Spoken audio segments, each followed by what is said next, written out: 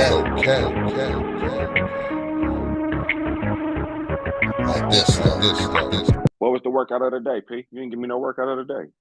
Well, so every time that you say the word workout that you scratching the chalkboard, right? Because you train and not work out. Yeah, we don't work out, we train. So that's why I said when you said intentional training, that's what I apply. And that's why I have that on my wall at the gym. And y'all will see it when Kacey comes because we go film that episode at the studio. But on my wall it says we don't work out, we train. But a training regimen of the day or something, hey, I want to talk to individuals who sit a lot, whether you drive for a living, whether you work at home and you're in front of a computer or a desk. A lot of times when people sit a lot, they have tight hips, they have lower back pain, even sometimes upper mid back pain and things of that Top of the nature. neck pain. Top of the neck pain. Yes, the neck, through the traps in the neck, all that. And right years and years ago, I was reading, and there's a lot of reasons why, but years and years ago I was reading something. And it said that sitting is like smoking cigarettes for people. Like how people repetitively smoke cigarettes and the damage it does to the body, that sitting for extended periods of time every single day does a lot of damage to the body as well. And there was this whole paper that was written on it, the thesis or whatever. But in any case, so for individuals who might have tight hips or tight back pain, one of the things I want to talk about, and I talked about it before, to put into a regular regimen, a great practice is foam rolling and stretching on a daily basis. I know I said it before, but it's really big. Foam rolling and stretching, and then identifying what areas may be weak. So stretching and foam rolling is the holistic method, basically, of pain relief instead of taking a pain reliever, if that makes sense. So people take pain relievers like Tylenol or Advil, as opposed to the holistic opportunity approach where they can foam roll and stretch. And then they don't have to take the pain pill, which comes with side effects that people know, right? So foam rolling and stretching should be at the basis of this, especially for everybody, but especially for individuals who are seated daily for extended periods of time. But in addition to that, let's give you outside of stretching your hamstrings, foam rolling your quads, your glutes, your back, stretching your chest. People sleep on that. Stretching your quads and your hip flexors. These are areas that you must make sure that you're stretching and foam rolling if you're seated. So quads, hamstrings, glutes, foam rolling and stretching, hip flexors, foam rolling and stretching, and then your chest. These are areas that you must, in your back, obviously. But exercises that are great for strengthening. So when we talk about corrective exercise, there's, well, I ain't gonna get too deep. Let me just give you the exercise of the day that I would have you do. I'm gonna give you two. Glute bridges, glute raises, or people call them bridges, right? We call them glute bridges because we're identifying the main muscle that you're using with your glute. Huh? How you do that? So most people don't call them glute bridges. They call them hip bridges, or they call them bridges, where you laying on your back, lift your butt off the floor, right? Okay, that got you. Glute raises, we call them, are glute bridge, because the primary muscle that you're activating to lift with should be your glutes. Also, opposite arm, opposite leg raise. In yoga, they call them bird dogs. That's another good one for the entire core, the abdomen. And we're not talking about like weight loss or getting faster or muscle gain. We're talking about corrective exercise, feeling better, and things you can do daily to have less pain, to move better. So the last one where you lay down and do the up, right? That's the glute bridge. Then the other one, you're on all fours, hands and knees, and then you raise your Raise your right arm, left leg. That would be opposite arm, opposite leg raise while stabilizing your abdomen and stabilizing your spine. Opposite arm, opposite leg raise with both. And you want to make sure that you always use a joint by joint approach. So if you look at your wrist, elbow, and shoulder, that's a joint straight. And if you put it in a straight line, so you always want that when you're on all and doing any exercise. So if I'm on all fours, I want my wrist, elbow, and shoulder to be in a straight line. And then when I raise it, I want to raise it to where wrist, elbow, and shoulders in a straight line, just like my ankle, knee, hip. You understand? Got you. So when I raise this arm and my right arm and my left leg, my ankle, knee, hip should be in a straight line behind me, and my wrist, shoulder, elbow should be in a straight line. If I was standing up, it should all be stacked from my shoulders to my ankles. This is called a joint by joint approach. So glute bridge, opposite arm, opposite leg raise, and then reverse hyperextension, back extension. If you have one of those big, the big balls, the big ones, yeah, balls, the big stability balls that people be having, kids were sitting on them in school like a couple years back. Yeah. The big purple blue ones, yeah. Yeah, and they got the gray ones. You get one of those and you do back extensions where you place the ball underneath your abdomen. You want your feet on the floor, so the ball of your foot on the floor, the heel of your foot against a supportive wall. And what you're going to do, stabilize yourself on the ball, abdomen and spine always stabilized, and you're going to extend up almost like a cobra, right? So your elbows will come off the ball without moving your neck. Do not move your neck. Utilize your glutes, your hamstrings, and your back. Come up. And that's basically almost like, think of it like doing a crunch for your lower back. You know how people do crunches like this? Right. So you're think about your back as your stomach, and now you're doing a reverse hyperextension to activate your glutes, hamstring, and your back. So you're strengthening those muscles in the back just by going back this way. Right. You understand? Okay. So, like, this is the ball. This is the ball. This is your body. This is your head up here. This is your butt here. You're going to hinge like this.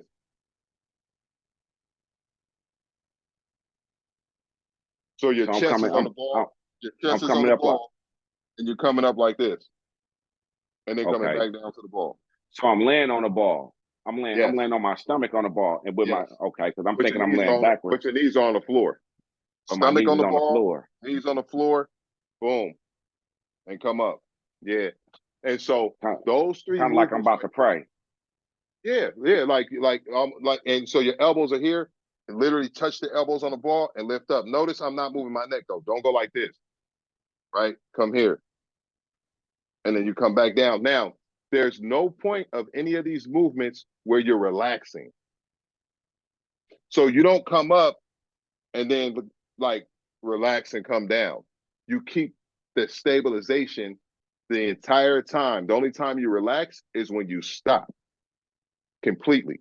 So let's say you're going to do 5. You're doing 5 with isometric tension, which means you're holding tension in your entire core the entire time that you're doing all 5. You don't come up, come down, and relax, and then restart. That would be incorrect.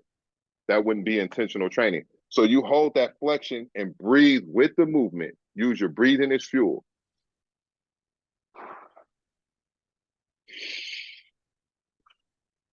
Breathe with the movement, use your breathing as fuel. Those 3 movements right there are 3 great movements when coupled with the foam rolling and stretching that equals corrective exercise. So what I was about to say about corrective exercise is basically 5 components, right?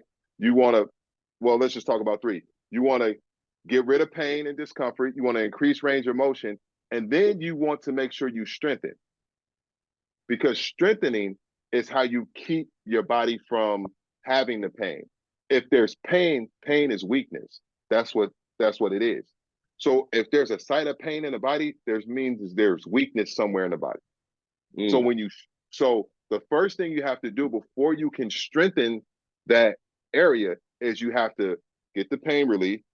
So instead of a pill, we stretch and we foam roll, soak, hot water therapy. That's the first thing. Then we increase range of motion. Like, oh, I can move this a little bit better.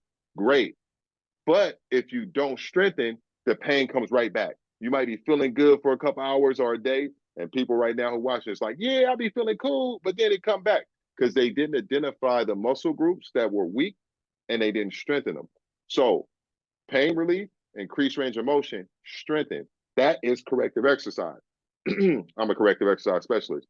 So those 3 movements are the strengthening exercises to keep the pain from coming back after you relieve the pain with stretching and foam rolling. That makes sense? Right. So I got a question. Like, I'll be having a couple problems myself. Here's on one problem that I'll be having: the breathing. Breathing. Breathing. No, and now I breathe, but because you gotta breathe, right? But a lot of times when you get into that come up or come down, you be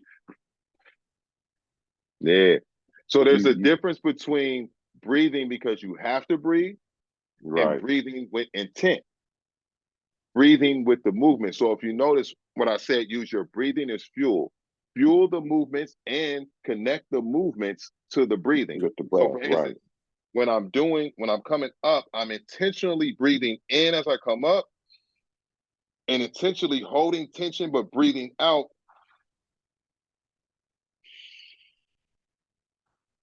Now, what I'm doing is I'm matching my movement to my breathing and my breathing to my movement. But also, if I want to be more explosive, my breath is also more explosive. So literally, my breathing is connected to the movement. My movement is connected to the breathing. I breathe with the movement, not against it. Most people, when they're working out, they breathe because they have to. And then most other people, they breathe not with the movement, against it.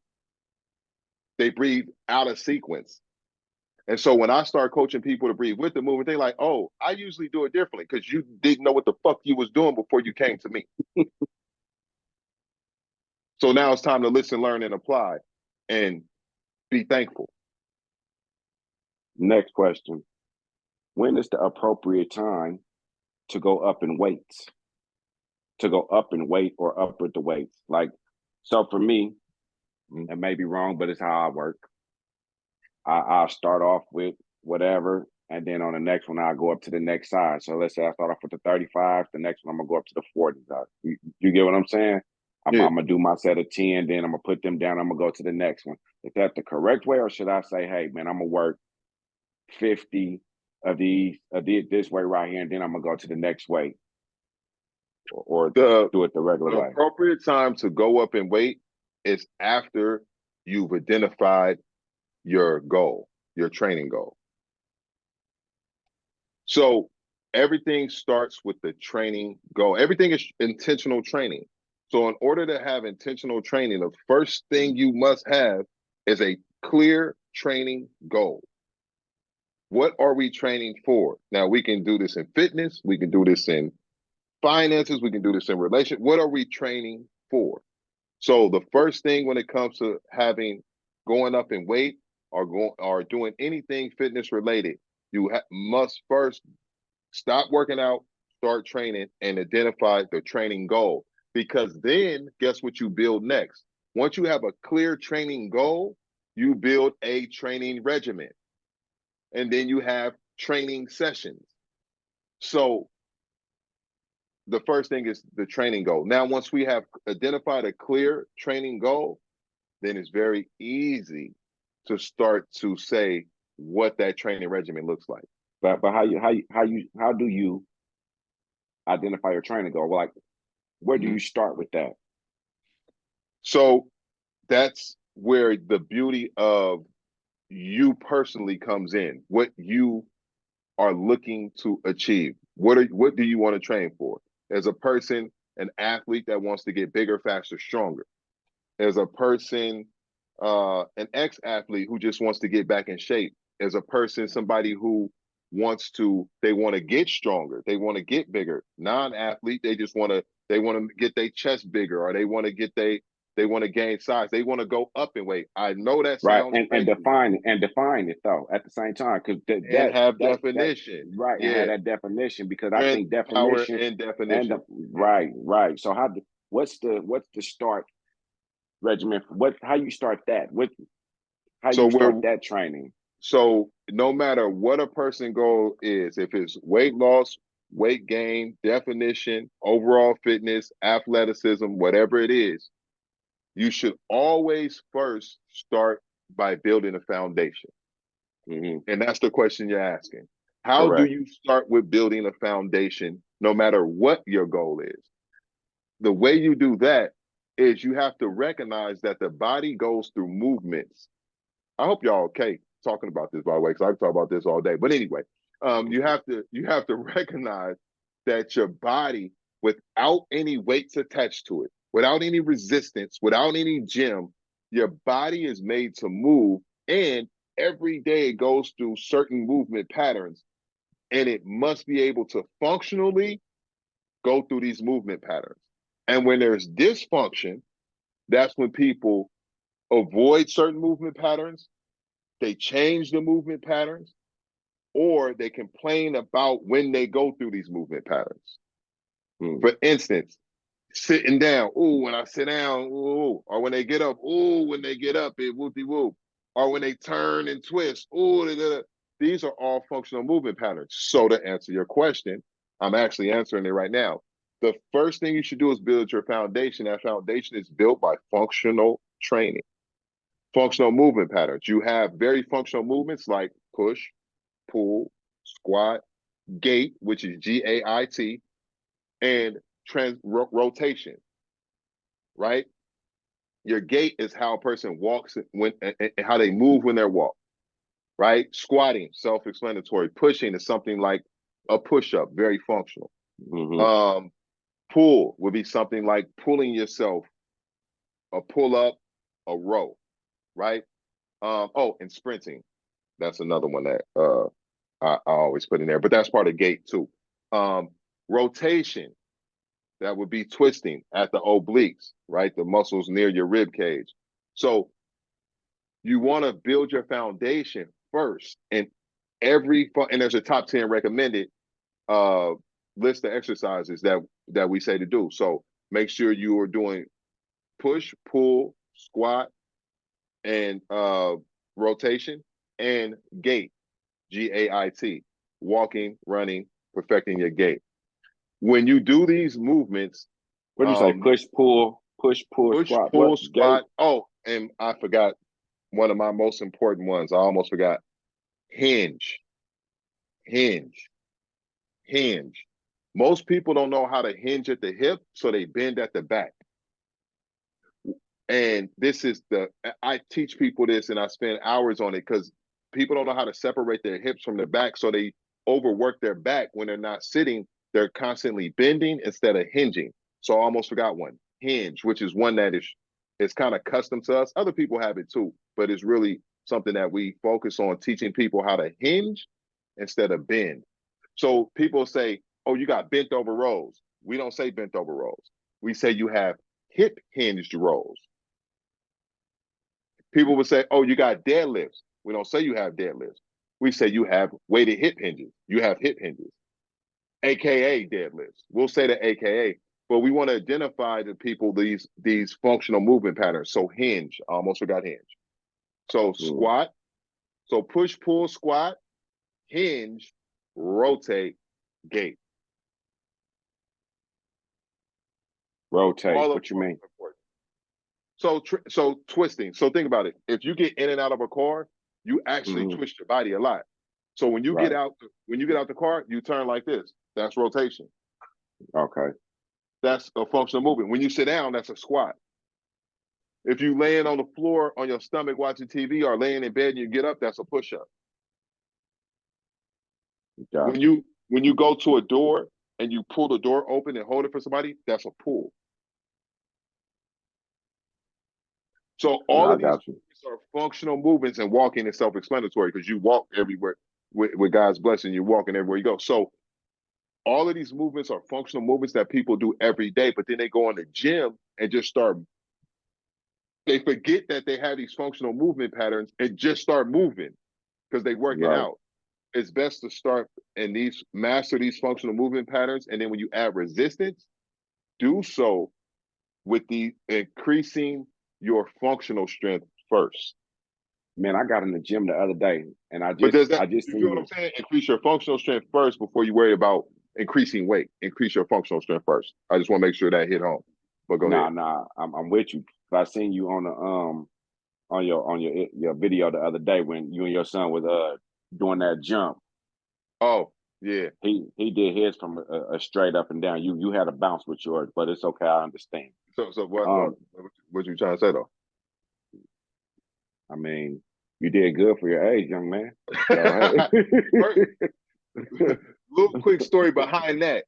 That was his first time doing that from vert like that. That's called from vert because I coached him to do it. Yeah. Yeah, drops the mic. But no, and I thought about it and I said to myself, shit, I would have failed. I would have fucked my shin up on it. I would have fucked That's my why I got shin the up. soft pile boxes so you can hit your shin. But you know what would have been mainly though? Because once I would have hit my shin, I wouldn't have stopped until I got it. Yeah. You know what I'm saying? Like, nah, we're gonna get this. But I was up in the gym the other day and I went to go do a pull-up. First, I was showing my son how to do a pull-up. This is how I know I haven't been in the gym in a long time because I got up there to do a pull-up and couldn't pull up. I said, yeah, my damn shoulders was hurting so bad. Go ahead, I'm listening. Functional strength. Functional strength. You know, that's the foundation. Right? Shoulders was hurting so bad. But yeah, shoulder was hurting bad doing a functional strength movement, right? But a person to say, all right, well, fuck these pull-ups then. But commits to trying to load more weight in another movement just because they can move the weight around, which could actually be hurting them more than helping because they don't have the functional strength. They're just capable of satisfying the ego of moving the weight. This is what people do when they work out. They're not training with intention. So a better thing would be like, okay, I'm going to warm up correctly.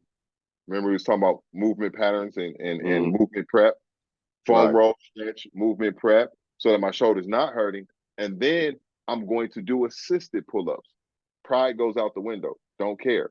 I'm going to do assisted pull-ups, and I'm going to train with these functional movement patterns every day until I can do one pull-up unassisted. And that's a celebration because once I can do one, I can do that one every day. And that one turn to two, two turn to four, four turn to eight. That's just how it works when it comes to functional movement strength because your body is made to do it anyway. You just got to wake it up. Yeah. That's because I ain't been in the gym in a while. That's really what that was. Because I ain't been in there in a while, and now I'm getting back in there. And since I'm getting back in there now, I want to get back to what I used to can do. But that's another problem. Nigga, jump back in there and start thinking he's Superman. Nah, nigga, take your time and build yourself back up. And functional movement patterns. Yeah, indeed. I like that. I like that functional movement pattern. That's really good. Because my neck hurt like right now, like crazy. I don't even know. It went from my back hurt the other day. I'm like, bro, my back hurt. It went from that to it felt like I had got a crook in my neck. And then it's like feel like a knot in the back of it right now. But I think that's because I was doing them overhead presses and bringing them behind. Yeah, yeah. Yeah, that's exactly fucking why. But this is what we're gonna do. I just had an idea. We could do I could fix that live on here next time we come. Like that pain you're talking about, I'm gonna do it anyway.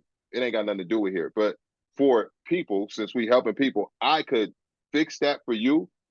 And what people see, because me and you doing, they'll be like, oh shit, that's the same thing. But I'll just tell you, and I'll tell you off here and show you anyway.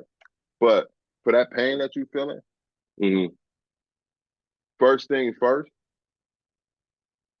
you have to get your foam roller. Yeah, I got one too. First. I know you do. Go dust it off. Right. You swear by that foam roller. There's a reason. Gotta be. There's a reason. I specialize in corrective exercise, and one of the main tools that we use in corrective exercise is the foam roller.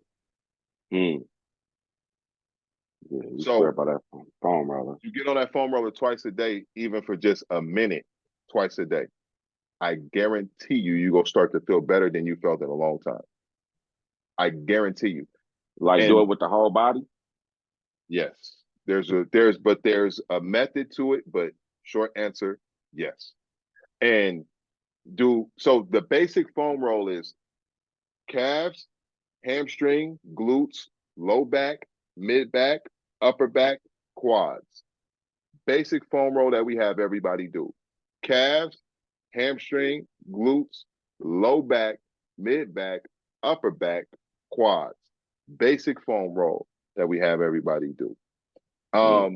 And we recommend, even if you can't do all of those muscle groups, to do the ones that are most mandatory for you before you leave the house. Don't leave the house without rolling. So if you're having back pain up your spine, that means you need to roll your back every day before you leave, and roll and couple and think of it as brushing your teeth. I don't care how busy a person is. I don't care how much in a rush they is. Nobody's leaving the house without brushing their teeth. At least I hope so.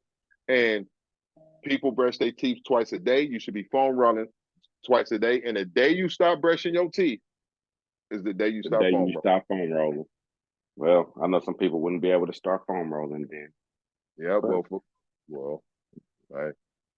Or you shouldn't have no foam roller if you ain't got no toothbrush. A whole lot of other shit. You shouldn't be in nobody's face either. And if your mouth smell like ass, what the rest of you smell like? And if they don't care enough to brush their teeth, they don't care enough to be taking care of the rest of their body. But if you care enough about your hygienal health, you should care enough about the rest of it too.